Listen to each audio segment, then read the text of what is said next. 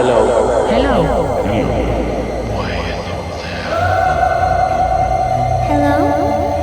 Can you see me?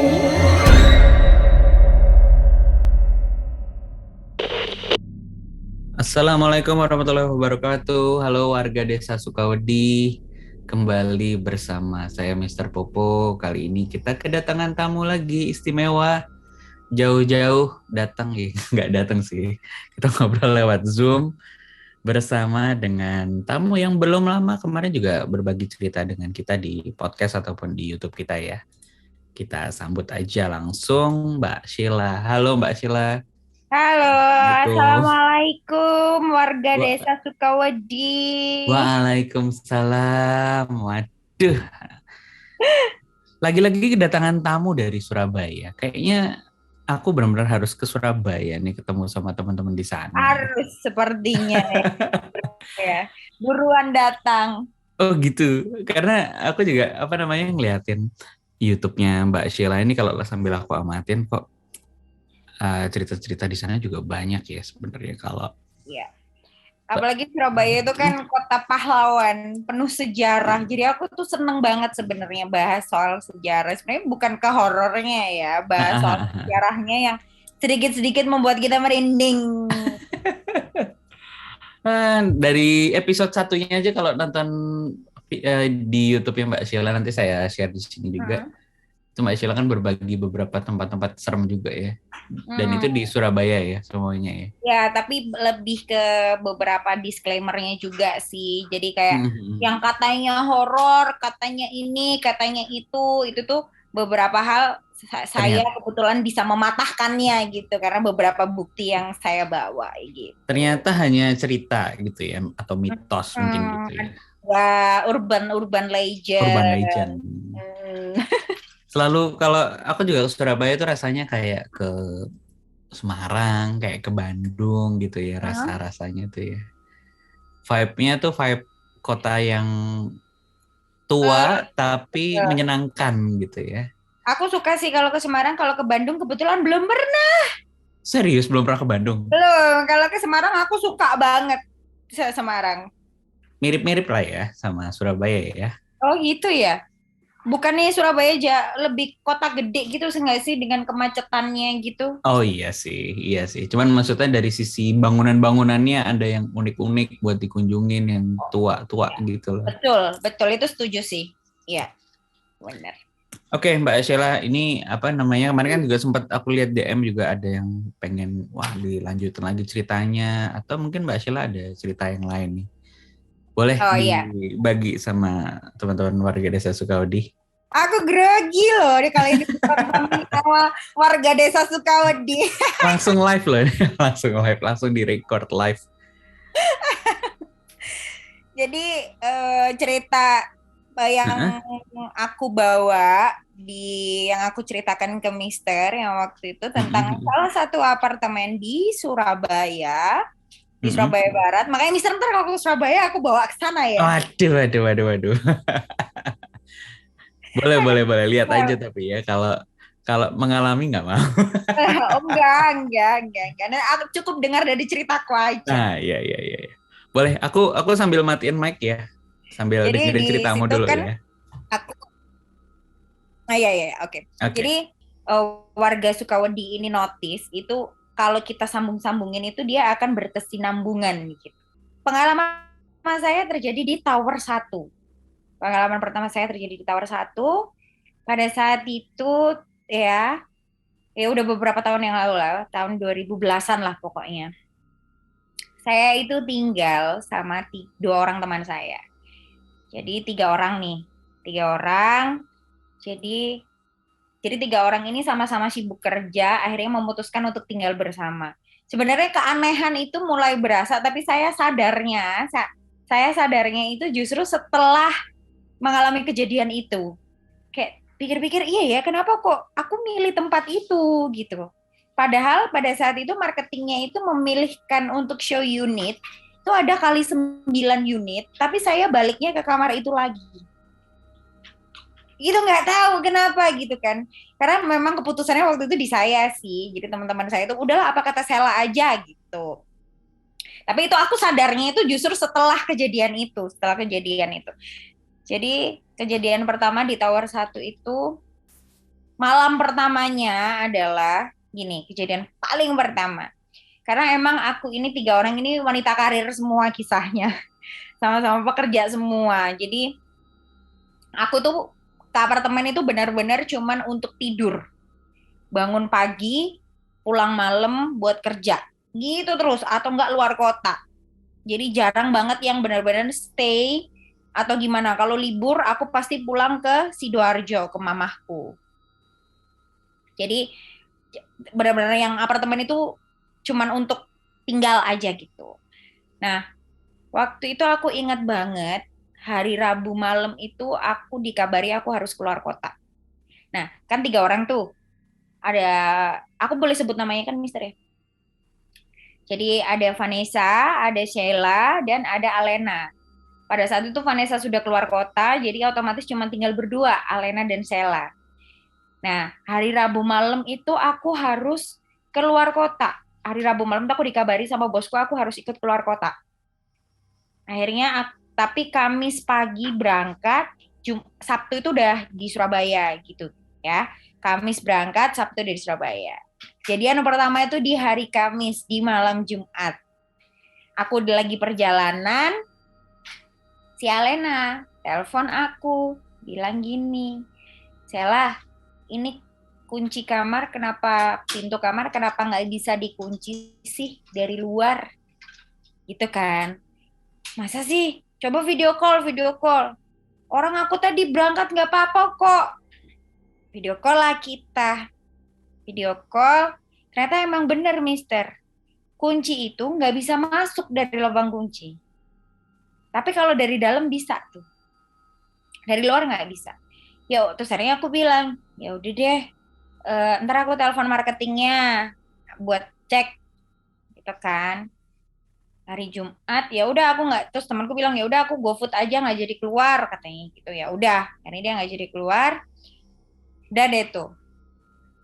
Hari Sabtu pagi aku datang, udah di Surabaya lagi, aku cek kuncinya, emang bener nggak bisa, kunci itu nggak bisa masuk, kunci itu nggak bisa masuk. Ya udah, aku telepon, terus dia bilang, Mbak, ini Jumat, aku setengah hari, Sabtu Minggu aku libur, aku bisa ke sana Senin katanya. Oh ya udah Senin aku tunggu.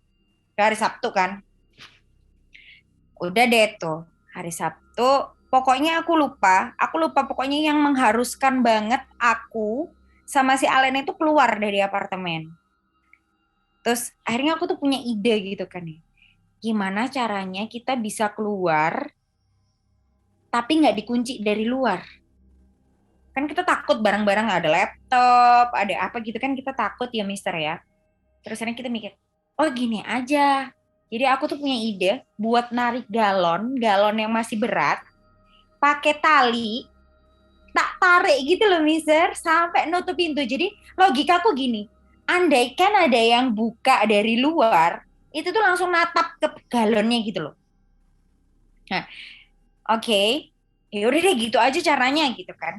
Udah deh tuh. Udah kita keluar siang, akhirnya kita balik itu sekitar mau maghrib. Balik sekitar mau maghrib, aku buka pintu, jebrek masih kena galon. Oh berarti aman nih ya. Tapi kan kita nggak tahu ya aman di pikiranku, aman di pikiran gini. Jadi pokoknya aku menenangkan diri, aku cek barang-barang, laptop aman dan segala macam aman. Oke, berarti kan memang alhamdulillah pada saat itu pikirku nggak ada apa-apa gitu kan. Ya aku juga nggak ada pikiran jelek apapun gitu loh. Jadi Mister, posisi kamarku itu nomor 2 dari ujung lorong ya, ujung terakhir loh, bukan ujung awal. Nomor 2 dari ujung, depan itu exit door, sebelahnya exit door itu adalah cerobong sampah. Nah itu kata kunci kedua. Jadi warga dari Sukawedi, jadi biar ini ya, terus udah deh tuh. Nah sorry, kebetulan aku dan Alena sedang haid pada saat itu, sedang berhalangan gitu ya. Tapi Alena lebih dulu, aku lebih dulu dibandingkan Alena. Jadi Alena itu kasarnya kalau itu tuh masih seger gitu loh, Mister. Nah, Akhirnya udah deh tuh ya, kita bersih-bersih. Dan ini tuh benar, ini adalah kesaksianku, aku berani bersaksi, aku sudah membuang sampah itu ke cerobong dan aku sudah mendengar sampah itu turun ke bawah. Duduk, duduk, duduk, duduk. Kan kita kalau buang sampah itu kan kedengeran nih, misalnya ke cerobong gitu ya. Dan aku berani bersaksi kalau sampah itu sudah turun ke bawah, karena yang ngebuang itu aku sendiri. Udah, akhirnya aku bilang sama Lena, udah abis maghrib, kita udah beres-beres dan segala macam, udah bersih apartemen. Aku bilang sama Lena, aku mau keluar nih, aku ada janji lagi ketemu sama temanku satu orang lagi gitu. Aku mau keluar tapi kayaknya aku jam 8-an udah balik gitu kan. Kamu kalau mau keluar tunggu aku aja, aku bilang gitu. Gantian gitu maksudnya, karena kan kalau siang kita tinggalkan nggak apa-apa ya, cuman kalau malam kan agak-agak ngeri ya Mister ya, makanya aku bilang gantian gitu. Akhirnya ya udah kita gantian aja keluarnya. Pas aku datang ya, ini aku demi Allah aku lihat sendiri, aku masih bercandaan sama temanku yang aku bawa keluar, yang aku keluar aku jemput dia terus aku balik lagi ke apartemen itu. Kita tuh bercandaan itu begini, emang mulut itu bahaya kok, emang kita tuh bercandaan tuh gini. Ayo gelundung-gelundungan ta gitu. Jadi kita tuh mau apa, roll depan itu loh Mister, di lorong kan sepi itu kosong. Gelundung-gelundungan ta. Berisik berisik, jangan aku tuh gitu ke teman orang tuh, karena kosong di depan lorong tuh kosong, nggak ada apa-apa, di ujung lorong tuh kosong, nggak ada apa-apa. Kita tuh justru masih sempat bercandaan kayak gitu. Udah itu nggak ada apa-apa, aku tidak merasakan hal apapun sampai akhirnya temanku Alena keluar jadi jam 8 dia keluar, terus dia itu balik sekitar setengah 12 malaman. Nah di situ setengah 12 malaman dia itu ngetok pintu kamar kayak kesetanan, kayak ketakutan banget. Jadi dia ngetok, tok, tok, tok, tok, tok. Saya buka, gitu kan. Terus aku bilang, nggak mau ah, apa sih, kan kamu bawa kunci. Nggak mau ah, aku gitu. Buka, saya buka dari dalam, buka. Nggak mau, kamu lihat setan ya, aku gitu. Terus dia, enggak, ini bukan setan, kamu keluar deh, kamu keluar gitu kan. Itu sempet teriak-teriakan itu aku dari dalam, dari luar. Buka, Sela cepet buka. Nggak mau, takut. Aneh, ya udahlah buka kan. Aneh, kasihan juga kan dia di luar kan. Akhirnya aku buka pintunya dan di situ ya Mister ya, sorry banget kalau ini agak jorok. Berjajar pembalut yang udah kita buang, yang udah aku buang ke cerobong asap dan aku yakin banget itu sampah udah turun ke bawah. Itu pembalut dibuka. Kan kita kalau cuci, bukan cuci, kalau kita buang pembalut kan kita gulung gitu ya. Itu benar-benar dibuka, ditata di ujung lorong. Ada kali 10. Kenapa kita tahu kalau itu? Ya itu punya kita. Itu punya kita, kita tahu. Itu punya kita. Aku tarik itu Alena masuk ke dalam. Masuk aku gitu kan. Pas kita masuk ya. Nah, pintu apartemenku itu masih kayu yang kalau bawahnya itu kan ada celah sedikit tuh, Mister. Nah, logikanya kan gini. Aku tuh nungguin di depan pintu. Kalau ada orang jalan untuk buang sampah, untuk ke ujung lorong itu, kan otomatis kelihatan ada orang lewat. Atau enggak, minimal kedengeran lah gitu ya. Jadi sampai jam setengah 1 malam, jadi aku tuh mantengin celah pintu itu, kayak masih berharap ada yang lewat gitu loh. Ternyata sampai 1 jam itu nggak ada satupun yang lewat.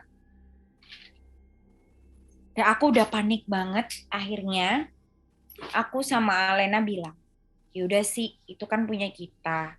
Gimana kalau kita bersihin aja? Aku bilang gitu kan. Udah, toh kita ramean. Tapi di situ cewek semua. Aku bawa satu temanku dari luar itu cewek juga namanya Manda. Nah, ya udah kita rame-rame deh. Kita bersihin gitu kan. Aku bawa pel, aku bawa air gitu kan maksudnya. Dan Mister tahu, ketika kita keluar, kita mau bersihin, itu pembalut udah nggak ada semua. Dan ada bekas tangan itu kayak yang di background Mister itu bercak tangan 5 itu kayak gitu. Tapi di lantai dan ada darahnya gini. Set, muter gini loh Mister. Jadi kayak basah gitu. Bekas tangan. Aku langsung nggak, ini manusia gila dia bawa. Terus akhirnya otakku langsung bekerja dan aku langsung berpikir kalau gini, exit door itu kalau dibuka dari luar bisa, tapi kalau ditarik dari dalam nggak semua lantai kan bisa, Mister. Nah, kebetulan di lantaiku itu kalau dibuka dari dalam nggak bisa. Jadi logikaku adalah orang gila ini dia nunggu di exit door di depan cerobong sampah. Entah dia ganjel pakai kakinya atau pakai batu, aku nggak ngerti. Tapi logikaku berpikir dia nungguin di exit door. Karena itu bekas tangan. Demi Allah itu bekas tangan yang ada darahnya, jari. Gitu. Ya Allah. Aku nggak habis pikir. Dan itu kita langsung, nah pada saat itu aku langsung ngomong gini kan ke Alena. Kan kita lagi mens semua nih, kita lagi datang bulan semua. Gimana kalau kamu panggil pacarmu ke sini, seenggaknya ada cowoknya gitu.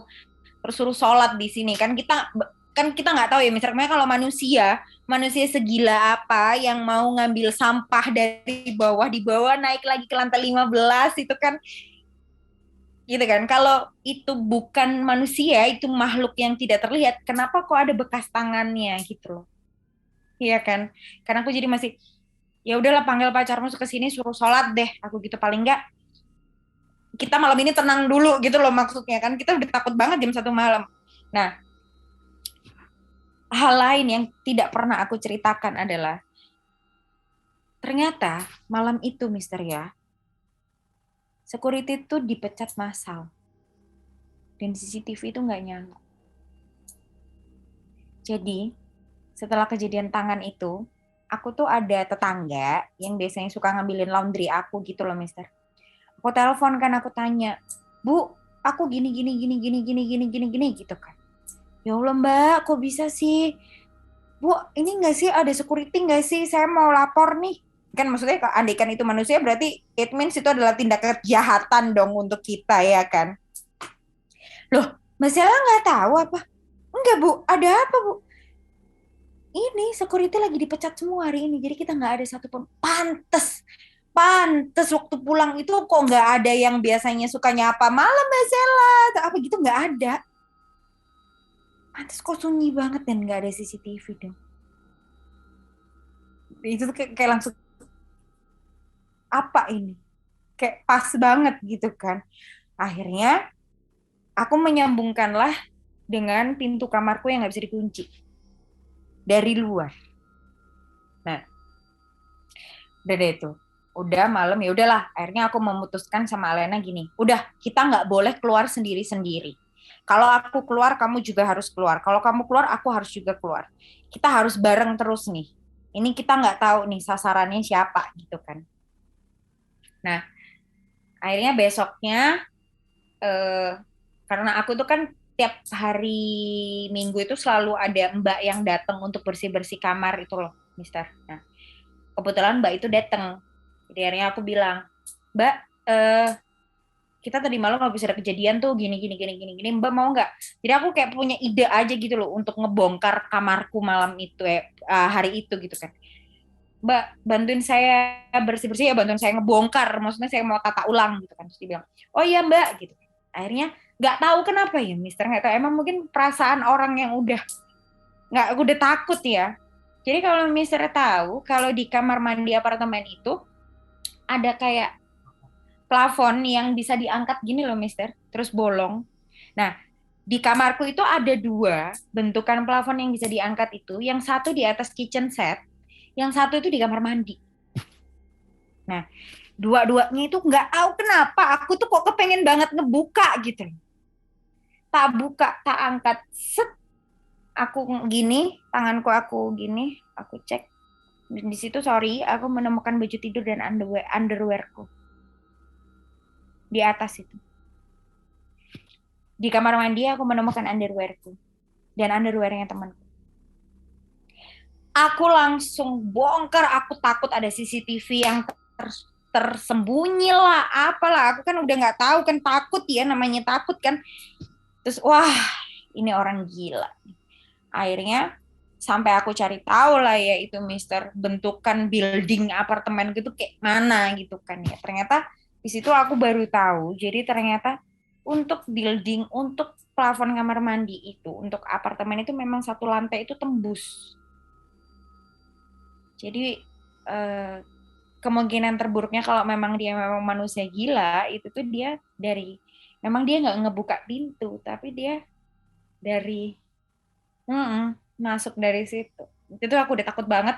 Akhirnya malam itu juga kita ngekos di hotel. Kita nggak mau tidur di kamar itu. Kita udah takut banget. Terus udah. Terus Senin kan tadi udah sempat ya aku ngomong Senin aku janjian sama Mas apartemen. Hari Senin siang itu aku belain gak ke kantor untuk ketemu sama Mas marketingnya itu. Nah siang itu waktu Mas marketingnya datang, dia bilang gini, Mbak Sela, sini deh. Dia ngeganti rumahan kunci itu apa sih istilahnya itu rumah kuncinya. Mbak Sela sini deh, katanya gitu. Kenapa Mas? Coba Mbak Sela cek. Ini tuh antara nih orang itu emang suka banget sama Mbak Sela atau dia nggak suka sama Mbak Sela. Kenapa Mas? Sini, katanya. Diliatin. Ternyata tahu apa Mister di lubang kunci itu ada lem. Jadi lubang kunci itu dipenuhi lem. Jadi kayak ditambal sama lem gitu. Jadi itu tak angkat, aku lihat di lubangnya itu memang ada tetesan lem gitu. Terus di lubangnya itu memang kayak penuh sama lem gitu. That's why kenapa nggak bisa masuk. Aku udah, wah, ini si manusia, ini ya, ini manusia psikopat ya. Fetis ya. Jadi aku deh, wah ini ya udah deh. Akhirnya aku memutuskan untuk pindah, Alena juga pindah. Nah, bodohnya aku nggak tahu kenapa aku ini kalau temanku tuh pindah buat ngekos di luar area apartemen. Aku cuma pindah tower, Mister. Jadi setelah aku dihantui dengan mereka yang ngeri itu, nggak tahu manusia, setelah aku diteror dengan pembalut itu tadi, aku tetap pindah. Tapi beda tower doang. Karena pada saat itu aku kerja dan aku pikir aku butuh tempat tinggal yang cepet banget ini aku pindah supaya nggak kemana-mana gitu. Akhirnya aku pindah di tower 2. Aku pikir terorku itu berhenti. Ternyata enggak. Jadi di tower 2 itu aku ya ini percaya nggak percaya sih karena aku ngalamin sendiri. Banyak banget yang Sela atau mama gitu kan. Itu. Tapi kalau di tower 2 itu juga banyak saksinya. Jadi pernah suatu malam. Jadi pernah ya Mister kita tuh kalau misalkan pulang kerja yang berasa capek banget. Sampai mau ganti baju, mau mandi aja tuh kayak nggak mampu gitu kan ya. Jadi satu malam itu aku itu capek banget, rasanya capek yang benar-benar capek. Jadi aku tuh ketiduran di kasur, belum ganti baju, belum bebersih, tas itu masih gini loh di badanku, saking capeknya aku. Jadi aku cuma lepas sepatu doang, terus tidurlah aku. Karena biasanya aku tuh kalau tidur nggak pernah gelap gulita, biasanya itu cuman ada lampu kecil atau lampu tidur, lampu sorot gitu lah ya, Mister. Nah, malam itu tuh aku benar-benar nggak nyalain lampu, cuman lampu kamar mandi doang yang nyala. Terus aku ketiduran. Di tengah-tengah tidurku, aku tuh kayak sadar nggak sadar, antara mimpi dan nggak mimpi. Itu ada yang gini, ada yang sambil pegang kakiku, bilang gini, Sela, bangun. Sela, bangun.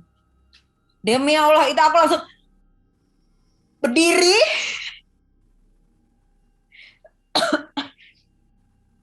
Karena kan dingin gitu ya di kaki ya. Itu tuh aku langsung bangun, berdiri, nyalain semua lampu. Aku bersih-bersih, aku mandi. Udah, terus aku terduduk. dari siapa? Oh, akhirnya aku berpikir, oh mungkin si Mbak ini. Aku jadi selalu menyebut mereka itu adalah si Mbak ya. Jadi aku menganggap kalau si Mbak ini tuh nggak suka kalau kasur kotor atau apa gitu kan ya. Jadi mungkin dia kayak saya bersih-bersih dulu, bangun terus tidur lagi. Tapi akhirnya aku nggak bisa tidur sampai pagi gara-gara kejadian itu. Lampu nyala terang benderang, takut kan Eike ya. Coba yang tinggal sendirian, dipegang kakimu sama sesuatu yang tidak terlihat terus disuruh bangun. Gimana nggak bisa tidur lagi? Nggak bisa saya waktu itu. Akhirnya udah deh. Akhirnya udah. Tapi keanehan di apartemenku yang kedua itu, jadi gini Mister, barang-barang itu suka rusak sendiri gitu loh. Padahal untuk tipikal aku yang jarang banget pulang, bukan jarang banget pulang, jarang banget berlama-lama di dalam kamar hanya untuk istirahat saja. Kemungkinan barang rusak itu kan kecil ya harusnya. Tapi itu tuh kayak AC yang tiba-tiba suka mati sendiri. Lampu itu kedip-kedip kayak baru dibenerin tapi rusak lagi, kayak gitu loh. Tapi aku nggak pernah mikir jelek sih. Jadi kalau AC-nya ngadat, ya aku panggil tukang AC. Lampunya ini ya aku ganti. Kayak aku nggak mau ini gitu, nggak mau ambil pusing gitu. Nah, pernah satu malam, jadi aku tuh kan suka bawa pulang kerjaan pulang gitu ya. Nah, aku tuh suka minum dong. Suka ini ngopi kalau malam. Jadi kalau sambil kerja gitu,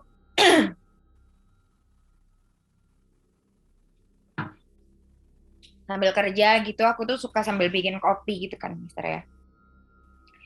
Jadi pas aku bikin kopi, jadi ini tuh aku trial error. Jadi kisahnya, jadi supaya aku tahu sebenarnya makhluk apa ini di sini. Jadi satu malam aku ngopi, ya biasa kan kita habis ngopi, gelasnya kita taruh wastafel, kita cuci kan. Ada satu malam aku bersihin kopi itu, gelas kopi itu. Nah, aku itu kan nggak bisa tidur gelap gulita, harus ada lampu yang nyala. Nah, jadi bentuk apa kamarku pada saat itu mungkin bisa digambarin Mister ya. Ini tuh kamar, terus ini tuh ada sekat pintu menuju dapur. Sekat pintu tuh selalu aku buka. Lampu dapur aku nyalain.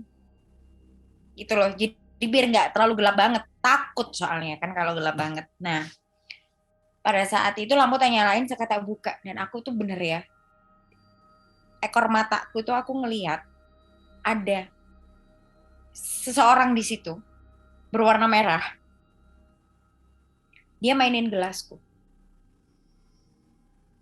Centing, centing. Jadi kayak Mister kalau tahu kan kalau gelas kopi lagi diaduk pakai sendok, kayak gimana bunyinya? Nah, itu. Ekor mataku tuh ngeliat, tapi aku tuh positif thinking, enggak, ngantuk, cuman ngantuk. Kerap takut gitu kan. Kita mau kabur, keluar pintu kan ngelewatin dia. Iya kan? Mau lompat ke jendela kan nggak mungkin. Iya nggak sih? Ya mau apa coba? Ya udah diem aja kan. Ya, itu yang aku lakukan. Aku berpikir positif, baca doa, walaupun akhirnya yang doa dibaca doa sebelum makan, ya kan? Karena kan udah takut duluan gitu kan. Tapi ekor mataku tahu. Dia mungkin sesosok perempuan, mungkin ya, mungkin. Karena aku tidak melihat utuh, jadi aku cuma ngelihat bagian bawahnya aja. Jadi kayak bukan kayak melayang ya, kayak transparan gitu, warnanya merah. Nah, akhirnya aku berpikir, kenapa ya si Mbak ini ya? Apa nggak suka kali ya kalau gelasnya aku cuci? Gitu, aku berpikirnya. Kan, kenapa dia mainan gelas? Gelas yang bekas aku pakai lagi. Gitu kan? Padahal gelasnya kan kalau kita habis nyuci kan ditutup. Terus kok bisa gelas itu centing-centing kayak diaduk? Ayo, iya kan? Nah, akhirnya aku berpikir, oh ya udah, besok malam aku ngopi nggak, aku cuci deh gelasnya. Nggak aku cuci, dan dia nggak mainan gelas dong. Oh, akhirnya aku ngerti tuh. Aku ngerti. Oh, Oke, aku nggak cuci gelas deh. Oke, Mbak, kamu mau minum kopi juga, gitu kan? Pikirku kan begitu kan. Mencoba berpikir positif gitu kan. Mau apa lagi gitu. Udah. Terus one day, temanku yang Manda itu tadi, yang dia yang sering aku bawa cuci-cuci gelas. Sisain satu gelasnya. Jangan dicuci semua. Ah, sekalian bikin kotor aja besok nanti cuci lagi. Ya udah, aku nggak bilang. Aku nggak bilang waktu itu. Ya udah rasain sendiri gitu kan. Aku nggak bilang. Akhirnya malam kita tidur. Aku tidur dengan tenang, tidak ada apa-apa aku tidur. Jadi dia tidur di bawah, di karpet bawah gitu kan. Bangun, aku jam 6 pagi mau berangkat kerja bangun. Dia tak bangunin. Ternyata dia matanya hitam tapi melotot gini. Aku bilang, kamu kenapa? Aku gitu kan. Terus dia bilang, aku gak turun. Aku gak tidur kan. Kenapa? Aku gitu kan. Aku dipelototin nama Mbak di situ gitu. Jadi di antara sekat pintu itu, di mana aku ngelihat si sosok merah itu tadi, aku dipelototin nama Mbak itu. Dia kan, oh iya, jadi akhirnya aku cerita perkara gelas itu tadi mungkin. Oh iya, kenapa kamu nggak bilang dari tadi malam ya biar kamu tahu rasanya. Biar aku ini nggak dibilang bohong gitu loh, biar aku ini nggak dibilang halu, biar ada kesaksian gitu loh. Oke, aku percaya. Akhirnya sejak saat itu nggak pernah dia cuci, selalu sisain satu gelas. Nah, itu yang kejadian kedua di apartemen kedua. Nah, kejadian terakhir di apartemen kedua, jadi si Manda ini punya anak kecil masih 8 bulanan lah. Dibawalah nginep di kamarku situ. Jadi dia tidur di atas, akhirnya aku ngalah, aku tidur di bawah. Jadi ada satu malam, dia itu nangis kenceng banget, takut. Kayak nangisnya tuh nangis ketakutan gitu loh, mister. Nangisnya anak kecil, nangis ketakutan gitu. Tapi nggak tahu kenapa malam itu aku nggak bisa gerak. Jadi aku tuh tidur, meluk guling gini. Tapi mataku tuh melek gini, tapi aku nggak bisa gerak. Tapi aku dengar anak itu nangis.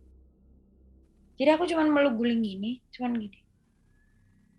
Aku denger, tapi aku tuh mau nolongin anak ini nggak bisa. Kayak nggak bisa gerak gitu, jadi cuman gini doang gitu. Sampai akhirnya si Manda ini mukul pahaku. Sela, Sela, Sela anakku nangis. Baru kayak kesadar gitu loh, mister. Nah, itu sih. Terus akhirnya anaknya aku gendong, terus udah diem kan, udah diem. Terus jadi kayak yang aku rasakan, jadi kalau misalkan ditanyain ya, Sela, kenapa nggak bisa gerak? Sela, lihat apa? Gitu. Jadi di atasku itu ketika aku gini, itu ya si merah ini, dia kayak di atasku gini, dia kayak ngeliatin aku kayak nggak ngebolehin aku megang anak ini gitu loh, mister. Paham gak sih maksudnya? Jadi kayak dihalangin, jadi kayak don't do anything. Stay there gitu loh. Tapi akhirnya waktu aku dipukul sama temanku itu kan akhirnya aku sadar tuh itu dia nggak ada temannya anaknya temanku berhenti nangis gitu. Itu sih itu yang dan di tower kedua inilah aku tiap jalan ke lorong itu suka ada yang manggil-manggil mama gitu. Nah gue kan belum punya anak waktu itu ya mister ya, anaknya siapa manggil-manggil mama. Jadi dan itu siang bolong di exit door. Aku tuh jalan hari Minggu waktu itu. Aku mau pergi keluar. Aku jadi sambil main handphone gini, jalan di exit door. Mama. Jadi gini, pikiranku adalah, kalau itu anak kecil beneran, kekunci, kan kasihan tuh. Balik dong aku, mister. Coba, aku ini nggak ngerti. Tapi kalau bukan kan itu berarti, ya kita tahu lah itu siapa. Dan aku balik dong, mister. Aku balik. Aku cuman pikiranku adalah aku tuh masih berpikir positif kalau itu anak kecil beneran kekunci kan kasihan gitu loh. Pas aku balik aku buka exit door nggak ada siapa-siapa. Dia nggak ada siapa-siapa. Jadi suara-suara itu siapa dan aku lari kabur ke lift. Dan itu yang aku masih ada sih fotonya waktu aku jalan di menuju ngelewatin exit door itu tanggal berapa itu ada. Dan itu kejadian siang-siang bolong jam 12. Mama gitu di exit door. Jadi aku pikir eh terorku itu cuma berhenti di tower 1, ternyata enggak. Yang itu akhirnya oke, tower 2 berakhir. Aku kayaknya aku harus pindah deh. Nggak bisa nih. Pindah. Bilang aku mau marketingnya. Mas, aku mau pindah. Iya Mbak, mau pindah mana? Ya udah tetap pindah tower lagi. Jadi semua tower kita trial nih kisahnya nih. Semua tower kita trial. Pindah lagi kita ke tower terakhir. Tapi aku request ke Mas marketing. Mas, 1, aku nggak mau lantai terlalu tinggi. 2, tolong deketin nama lift. Jadi nih, amit-amit jabang bayi, kalau nauzubillah min daliknya, kalau misalkan ada yang ngapa-ngapain aku kaburnya itu cepet ke lift gitu loh. Gitu maksudnya. Dan aku nggak mau hadap-hadapan sama exit door lagi. Ampun. Gitu kan. Ya udah Mbak, nih ada nih tower ini, cakep nih. Jadi langsung depan-depanan gitu sama lift. Which is kita kalau mau ke lift tinggal loncat. Gitu kan. Tapi ternyata di situ jauh lebih parah. Di tower terakhir itu aku bener-bener sampai yang akhirnya memutuskan trauma, nggak mau lagi tinggal di apartemen. Takut. Jadi di tower terakhir itu ya, Mister ya, aku masih ingat banget, itu masih hari kelima puasa, Ramadan. Jadi waktu itu aku flu berat. Ini ya, buat warga desa Sukawedi, kalian boleh percaya boleh nggak, tapi ini benar-benar nyata kejadian sama aku nih. Jadi waktu itu aku tuh flu berat. Flu yang sampai benar-benar nggak bisa keluar, yang sakit banget di hidung itu kan. Terus pada saat itu aku pengen banget uap. Kan kalau flu tuh diuap kan enak ya, jadi kayak keluar semua gitu kan. Uap yang pakai air panas tuh loh, Mister. Nah, uap, aku ngerebus air. Nggak dari dispenser, ngerebus. Bener-bener air yang mendidih, keluar asapnya tuh. Nah, aku ingat aku tuh sambil kerja, aku tuh sambil laptopan gitu. Jadi ini ada meja gitu. Ada meja, laptop di atas meja, terus aku duduk sila. Duduk sila di bawah meja situ. Nah, baskom ini aku bawa dari dapur ke kamarku gitu kan, ke atas kasur. Dan nggak tahu kenapa, airnya itu aku siramin sendiri ke kakiku. Air mendidih itu. Jadi mungkin kalau orang ngelihat itu ketumpahan, kalau orang ngelihat itu kayak aku siramin, tapi diri aku tuh ngerasanya ketumpahan, dan itu aku nggak sadar, sepersekian detik aku nggak sadar. Logikanya gini, Mister aja kalau kena kenyos sesuatu yang panas, itu kan pasti, gitu kan, pasti tarik. Aku enggak. Jadi aku diem, sepersekian detik itu aku diem, ngeliatin kakiku yang keluar asapnya dari air mendidih itu tadi. Dan aku nggak langsung teriak dan nggak langsung berdiri. Itu aku diem dulu, aku lihat loh. Yang aku ingat kejadiannya adalah aku sudah melihat air yang berasap itu di kakiku.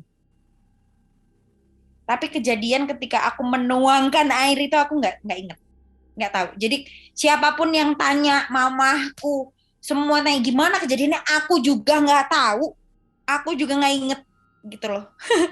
Jadi itu ketumpahan air panas.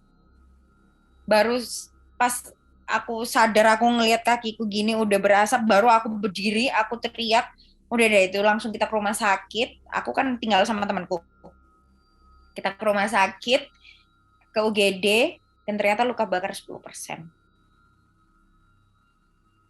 Dan aku tuh sampai nggak bisa jalan, harus di kursi roda. Karena buat napak aja, kakiku tuh gosong, Mister. Kakiku tuh gosong. Jadi buat napak aja itu nggak bisa, melepuh semuanya. Luka bakarnya 10% dan segala macam. Dan itu tuh dokter bilangnya sembuhnya itu lama. Bisa sampai 3-6 bulanan. Tapi 3 minggu aku udah bisa jalan. 3 minggu aku udah bisa jalan. Jadi itu gimana ya, itu akhirnya mamaku bilang udahlah pulang aja, Sela pulang, udahlah kamu nggak usah gaya-gaya tinggal di apartemen segala macam, nggak usah, pulang aja, pulang katanya gitu kan. Pulang terus akhirnya, nah gini, mau lebaran kan itu, terus aku tuh kan nangis kena mental kan, ini gimana mau lebaran dia duduk di kursi roda nggak bisa jalan gitu kan ya, takut. Nah biasanya kan kita di keluarga itu suka ikut pengajian-pengajian gitu kan. Nah mamaku tuh cerita lah sama salah satu ustadz gitu kan yang biasa suka kajian gitu, ini Sela itu begini, begini, begini, begini, begini, begini, begini gitu kan. Terus Sela tuh nggak ingat kejadiannya gimana gitu kan. Karena kalau kata dokter ini tuh luka bakarnya parah banget. Luka bakar. Jadi bukan karena kena air panas doang, tapi luka bakar, Mister. Mateng, kakiku itu mateng. Jadi kayak daging gitu kan. Terus ya udah gimana? Akhirnya eh, memutuskan untuk kita ruqyah. Nah, orang di ruqyah itu kan gimana ya? Aku di ruqyah ketawa. Ketawa, di ruqyah itu ketawa. Ketawa cekikian. Di ruqyah itu ketawa, jadi nggak tahu ya, mungkin ini gimana, nggak tahu. Terus akhirnya si Pak Ustadz bilang ya udah tetap dilanjutin pengobatan medisnya dan lain-lain. Terus eh, apa tetap melakukan ibadah, pokoknya percaya gini gini gini yang terjadi itu apa kayak gitu ya. Terus akhirnya setelah kejadian itu kan akhirnya aku memutuskan untuk keluar dari apartemen. Nah, aku ceritalah problematikaku ini ke teman-temanku yang matanya tipis. Kalau kata orang timur, mata busuk. Mata-mata tipis. Kalau kita indigo gitu ya. Aku cerita gitu kan. Terus akhirnya di situ beberapa temanku itu ini menurut mereka ya. Jadi karena pada saat itu aku juga tipis, tapi aku di sini adalah korban gitu. Jadi mereka bercerita kalau bukan lokasinya. Jadi even apartemen itu berdekatan dengan kuburan lah dan lain-lain lah, apa itu bukan lokasinya. Jadi ternyata ada aura jelek yang terbawa oleh aku di tower 1, kebawa ke sampai ke tower 3. Makanya di tower 2 itu barang elektronik suka tiba-tiba rusak, lampu yang tiba-tiba rusak, kayak gitu loh, Mister. Dan itu kan kalau kita baca dimanapun itu adalah ciri-ciri tanda kalau kita membawa aura negatif atau jelek gitu kan. Dan ternyata itu memang beberapa temanku itu mengatakan, ya ini percaya nggak percaya ya, dia bilang ada yang jelek banget ini kebawa sama aku sampai di tower 3 ini. Dimana yang di tower 3 ini dia menginginkan kematian, menginginkan sesuatu yang buruk kepadaku gitu loh. Jadi dia berusaha untuk menyakiti aku, menjadikan aku sama seperti mereka gitu loh. Nah itu alhamdulillahnya aku itu masih akhirnya aku sadar, akhirnya aku nggak mau lagi itu hidup hidup sendiri, nggak mau lagi tinggal di apartemen, takut. Akhirnya aku pulang dan ternyata benar, sampai si Pak Ustadznya itu bilang kamu banyakin sholat dan segala macam, walaupun pada saat itu aku berdiri aja susah ya, Mister, mandi aja harus dipegangi dan segala macam, karena aku jalan aja itu benar-benar 3 minggu aku bisa jalan, bisa napak. Padahal kalau Mister tahu ya, luka bakarku tuh dagingku itu kelihatan, daging kakiku itu kelihatan dan masih berbekas sampai sekarang. Itu sih, jadi hal-hal yang tidak masuk di akalku mulai dari tower 1 itu yang sampai sekarang aku nggak tahu itu manusia apa bukan. Di tower 2 barang-barang yang tiba-tiba rusak dan sosok merah itu. Di tower 3 yang ternyata itu adalah final dari dari penyerangan mereka gitu ya ke aku, karena ternyata mereka tuh yang mau, yang diinginkan adalah aku, kayak gitu tuh. Aku nggak mau lagi tuh. Aku udah kapok banget. Aku ke tempatnya aja sekarang, no thanks. Kadang suka lewat gitu kan, teman-teman tuh suka, Sheila nggak mau balik ke situ, enggak, terima kasih, nggak mau lagi. Itu sih Mister kalau yang beberapa untold story yang ini. Jadi aku up cerita ini tuh teman-temanku yang udah tahu dan beberapa teman-temanku yang memberi kesaksian pun kayak, akhirnya ini ada yang denger nih. Wah, gila sih. Tapi setelah ruqyah tadi gitu-gitu sekarang udah nggak pernah gimana kan?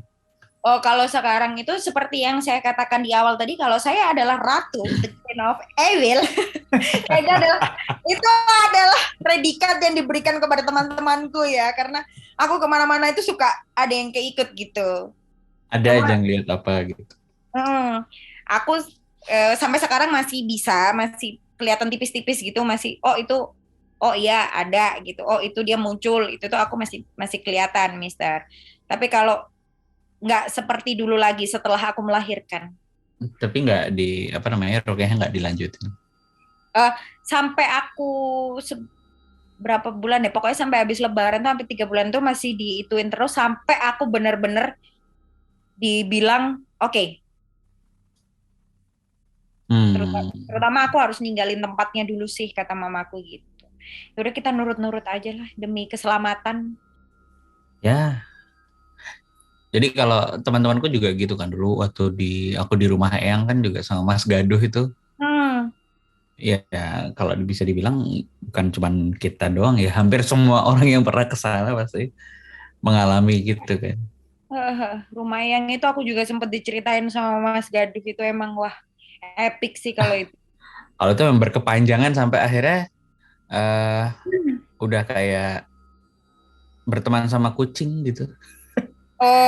Maksudnya udah coexistence ya. Tadi kan kayak misalnya barang hilang lah, barang ngumpet apa ya udah biasa, bahkan barang loncat juga sering banget gitu. Wah. Jadi udahlah sampai akhirnya waktu itu memang kalau di rumahku kan memang aku sama temanku Pito itu kita melakukan ruqyah rumah gitu ya. Maksudnya kita baca doa-doa ruqyah gitu di rumah. Dan memang waktu proses ruqyah itu kalau buat aku pribadi pengalaman yang ini ya kayak panas banget gitu loh, di sekitar panas sampai basah kuyup kalau waktu itu, dan itu kejadiannya subuh. Aku baca doa-doa ruqyah itu rutinnya sebelum subuh gitu. Kalau aku tuh ketawa. Jadi waktu apa ya? Jadi kalau katanya orang Jawa, waktu itu kan ada bude-budeku juga tuh. Jadi waktu itu sempet gini. Ini kalau ngomong, bentar lagi nih kalau ada yang ngomong kalau ketika Sheila di ruqyah, itu berarti bukan Sheila. Tapi dalam keluarga ada yang gitu juga, maksudnya mungkin ada keturunan gitu. Oh iya, jadi aku ini salah satu dari cucunya eyangku yang tipis. Jadi cuman ada aku sama satu sepupuku. Oh berarti memang ada turunan kayak gitu. Jadi ada yang gitu. Jadi memang kayak udah bukan dititah ya, kayak emang udah ada omongan dari keluarga besar itu nanti bakal ada nih dari cucu atau cicitnya yang bakal sama kayak eyang gitu. Kalau kata ustadz-ustadz yang paling memperbaiki akidah dan ibadah aja paling ya gitu ya. Ya, itu yang disuruhnya. Makanya saya banyakin sholat aja, banyak baca doa. Kamu sholat, pokoknya kalau kamu nggak bisa sholat, kamu sholawatan aja pokoknya. Soalnya bahaya nih, udah megang soalnya. Bahaya nih, udah ke tubuh kan kalau kayak ini udah menyakiti fisik kan, gitu kan. Jadi udah bahaya nih, Sheila, kamu udah terancam katanya gitu. Iya sih. Ya.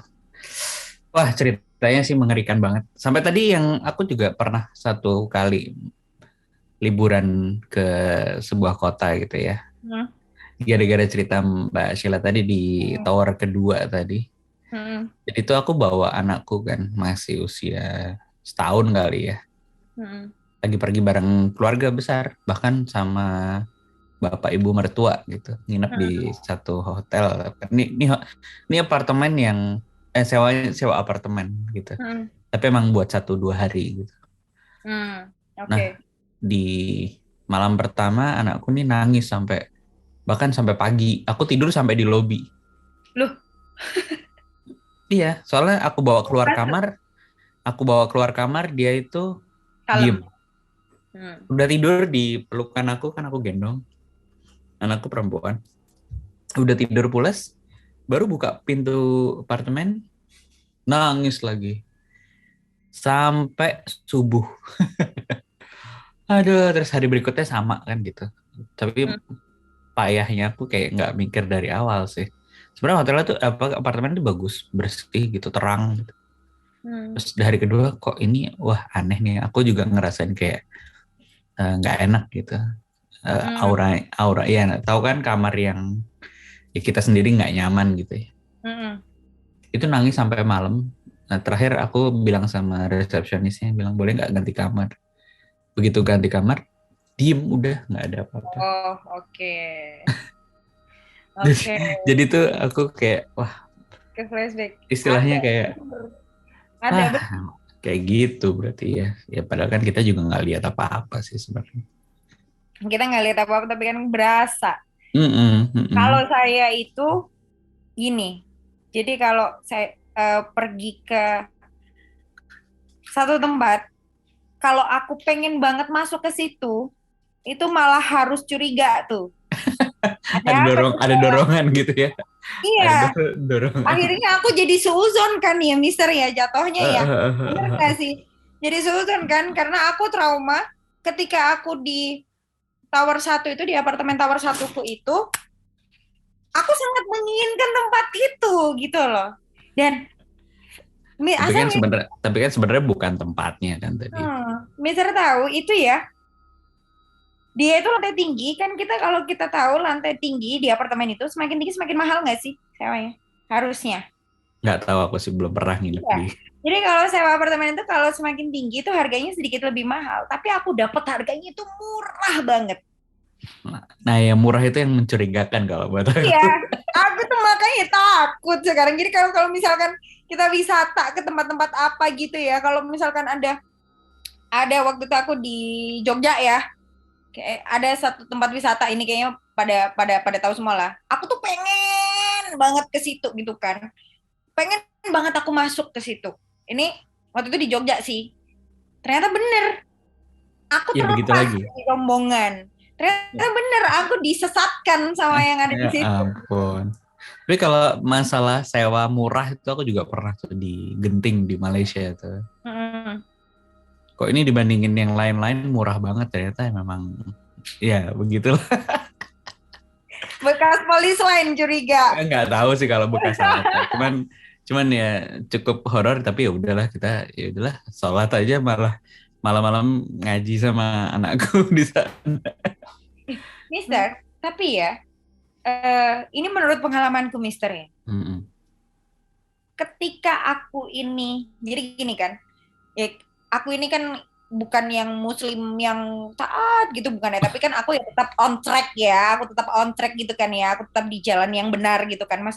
Ketika aku rajin ibadah tuh ya, ketika aku rajin ibadah, godaannya itu semakin gede. Ya itu dia. Mereka itu eksistensinya semakin datang, semakin kuat. Makanya aku percaya kenapa setan itu diciptakan untuk menggoyahkan iman kita.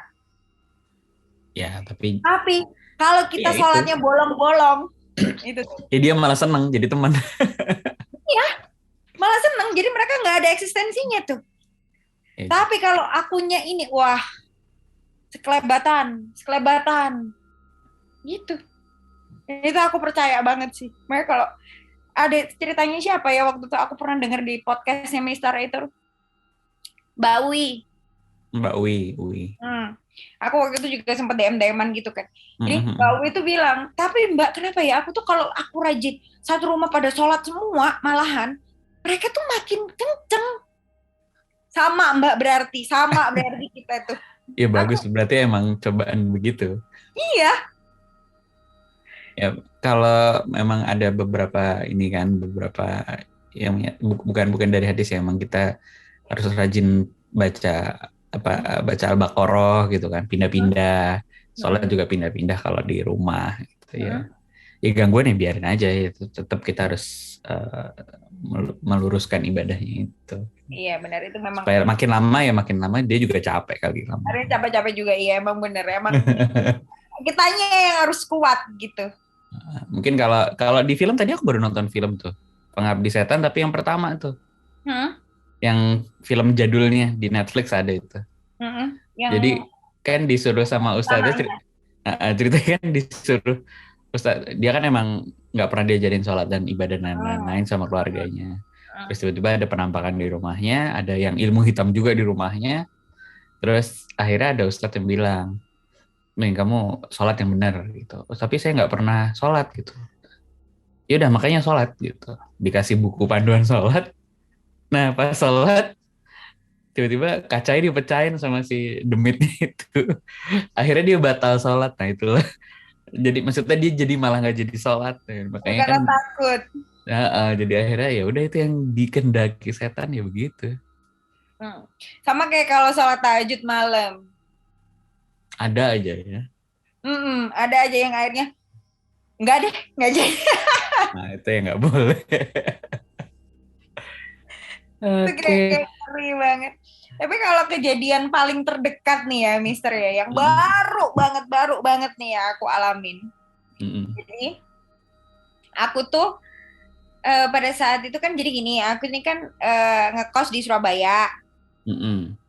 Jadi tiap weekend aku pulang nyamperin anakku sama mamaku di Sidoarjo.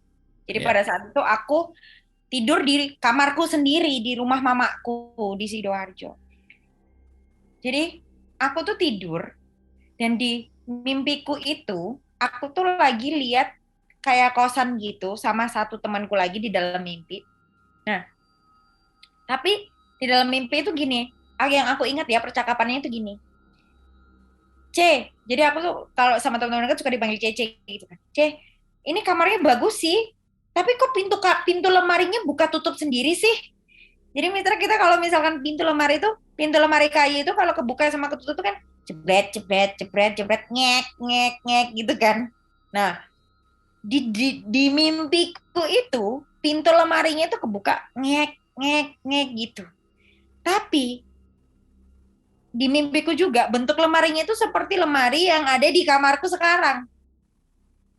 Gitu. Aku tuh di mimpiku jadi aku tuh kayak berpikir gini, ini lemarinya kok kayak lemariku sendiri sih, gitu kan. Kok suaranya tuh kayak nyata banget gitu kayak loh. Kayak di situ emang lagi di situ. Kayak nggak mimpi gitu loh.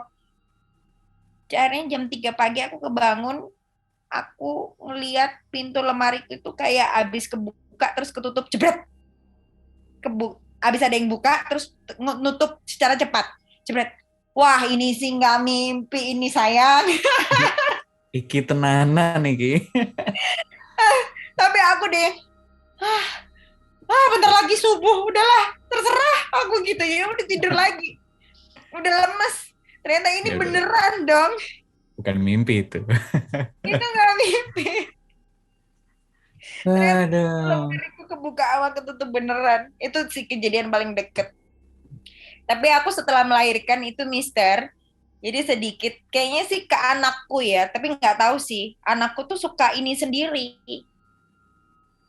Suka jadi kayak usia berapa Mbak anakmu Mbak? 3 tahun anakku. 3 tahun. Oke. 3 tahun. Ya dia, hai Momo gitu, Mister. Kalau di sudut yang gelap. Waduh, ya pelan-pelan diajarin lah buat doa-doa yang ini bro, kita yang beri doa-doa dan sholat udah bisa diajarin. Itu iya, kita dibentengi sama itu aja. Orang pernah aku mudik lebaran gitu, aku bawa makan di warung makan gitu loh Mister. Nangis, nggak mau. Kenapa nggak mau? Ada Momo, nggak mau tuh, nggak mau Momo, nggak mau. Oh, Momo itu bahasanya dia. Momo itu setan, Momo gitu. Nggak mau tuh, nggak mau. Akhirnya aku gantian makan. Aku makan dulu, dia sama papaku di mobil. Aku selesai makan, aku sama anakku di mobil. Pas udah disamperin aku sama tukang parkir tempat makan situ. ngomong gini tukang parkirnya sama anakku, Dek, kenapa nggak mau turun? Ada momoknya ya gitu tukang parkir. Anakku polos, iya itu gitu.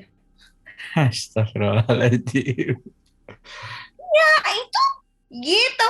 Akhirnya terus hari tukang parkirnya ngomong gini ke aku, pantas rame ya Mbak Sela.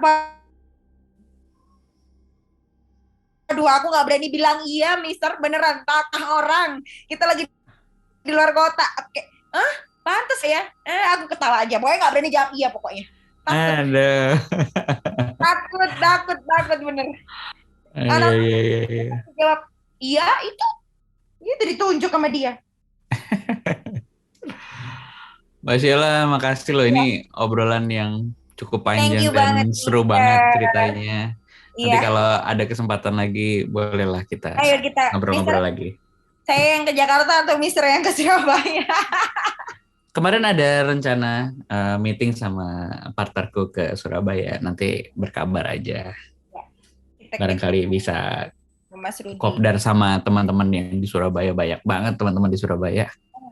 Aku aja sama Mas Gaduh aja udah berapa tahun gak ketemu ya. Lama banget sama Mas Gaduh, malah teleponannya malah video call-nya ini sama Mister. Aku juga udah lama gak ketemu Mas Gaduh. Iya. Biasanya kalau ke Jakarta dia bilang, terus kita ngopi di mana gitu. Aku terakhir cuman pas waktu ibu nggak ada itu aja sih sempat kontak. Iya. Ya, oke Mbak Sheila, terima kasih ceritanya buat warga Desa Sukawedi semua. Ini panjang dan seru banget tadi dengerin Mbak Sheila cerita. Mudah-mudahan selesai ya, udah ya. Di situ aja. Jangan selesai, sudah Nggak sampai taraf yang membahayakan dan ya kita membentengi diri kita semua, termasuk teman-teman semua. Ya dengan kita dekat dan memperbaiki ibadah sih, mudah-mudahan aman dari gangguan hal-hal yang kayak gitu. Iya, itu memang benar sih ya, kita harus rajin-rajin ibadah itu sih. Gitu aja mungkin di kesempatan kali ini. Terima kasih Mbak Sheila. Sekali lagi. Juga. Assalamualaikum warahmatullahi wabarakatuh. Waalaikumsalam. Ini Bang. Sebentar.